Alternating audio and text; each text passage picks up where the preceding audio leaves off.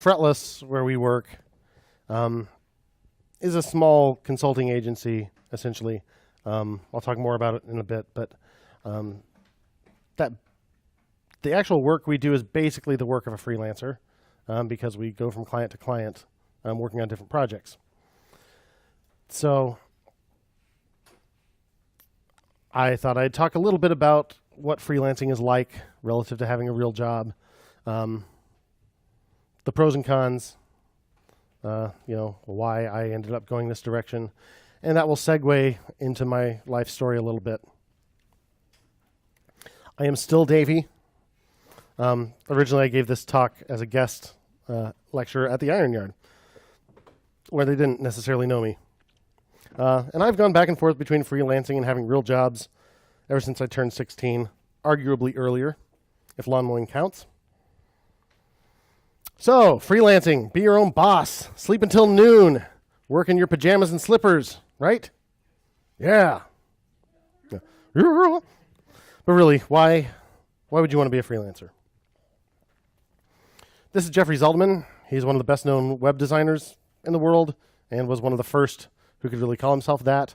Made the Batman Forever website in 96 or so, 95, 96. Which was like one of the first. It is no longer online, unfortunately. But there are lots of oral histories of like the making, because it was such a huge moment for web design.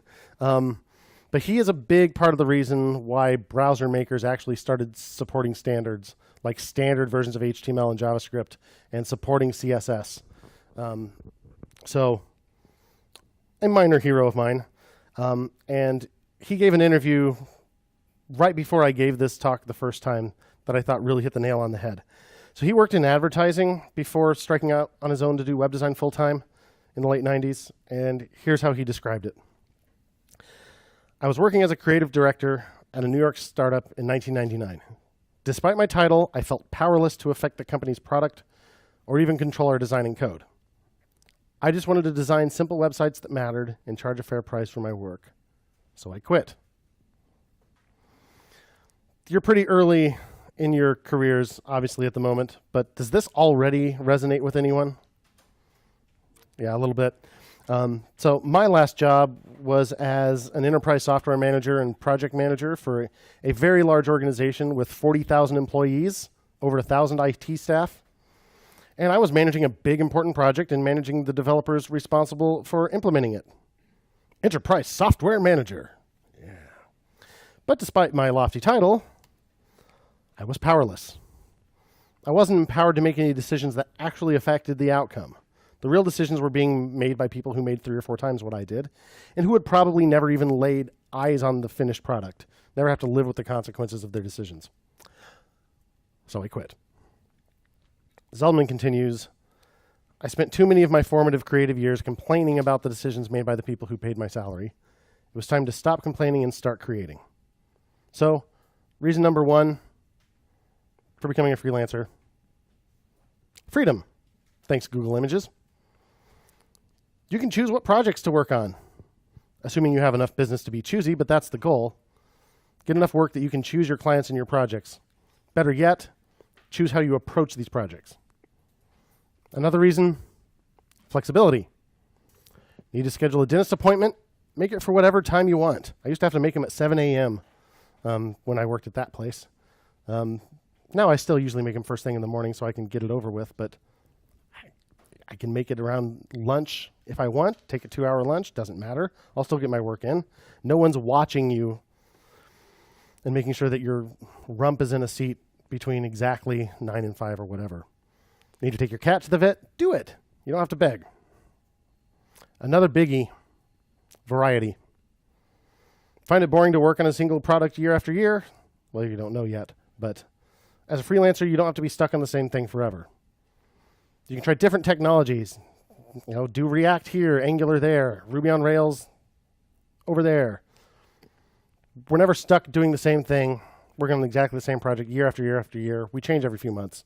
And for people with our temperament, that's great. But truly, freelancing is not for everyone. I have no idea. That guy's shirt is not for everyone either. So presumably you're here because you're interested in coding, right? Using your wits and creativity to build products and solve interesting problems.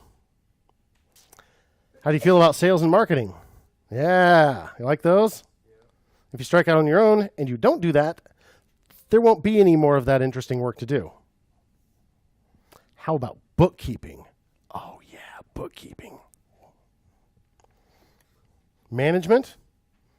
If you start even a small agency like Fretless, as my partner and I did, and even if you hire people who work really independently, you got to do a little management or things will fall apart. And management is a totally separate skill that requires practice of its own. And it's not interesting to a lot of people. Some people who are good programmers are terrible managers. In fact, you'll almost certainly start out a terrible manager, and it takes practice, right? It's a different set of skills. How do you feel about being a therapist? Sometimes I have felt like I am my client's therapist. I had a client once who was constantly telling me stories about how untrustworthy he found developers to be in general, and how every developer he's ever worked with has burned him, and all this stuff. I don't know why he's telling me this, basically telling me, your kind of people, not my kind of people, don't like you. But he liked it for some reason. He trusted me personally, like to the exception of every single other developer on the planet. But whatever. I listened happily, smiled and nodded, spoke when appropriate, and we got along fine. But that was just part of the job with that client. You like networking events? I can tell by how many of you came to the meetup last night, right? Yeah. Well, if you're a freelancer, you got to do these things, or again, there won't be any work. So you might be surprised by how much time you have to spend doing things other than whatever service it is you're actually selling, i.e. Software development. Maybe you actually enjoy that other stuff, or maybe it's simply worth suffering through it in order to have that level of freedom. But when are you going to do that stuff? You need to spend enough of your time doing billable work that you can pay the bills. But if you neglect those other things, Google Images, time management, you won't have any new billable work to do when you get done with whatever project you're working on now. That was one of the challenges my partner and I had early on. We'd get some big contract. We'd work on nothing but that for the next 6 months.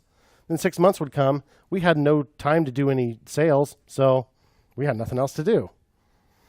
So you got to get really good at time management on top of all of those individual skills. And when you work for yourself and you don't have traditional hours, it's very easy to just work all the time. So you got to have some discipline to ever stop working. It's kind of a strange thing to say. It takes discipline to work, right? Well, if you're a freelancer, it kind of takes discipline to stop working. You have to force yourself to have a life. So if I scared you away, running straight to the nearest cubicle farm to collect your steady paycheck? Well, there are some real advantages to so-called real jobs.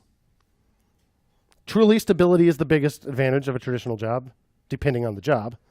But if you work for, say, Salesforce, you can be pretty sure your paycheck's going to get there on time for the amount that you expected, and that the check is going to clear week after week. Also, real jobs tend to come with benefits. Paid time off, insurance. Those things are huge. In fact, for that reason alone, you almost have to be out of your mind, have some sort of weird brain disorder to choose freelancing if a steady job is an option.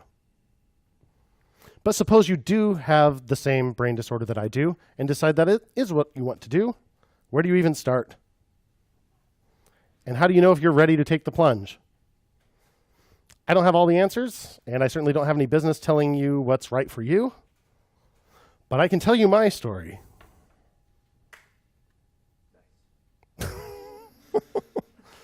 Thank you.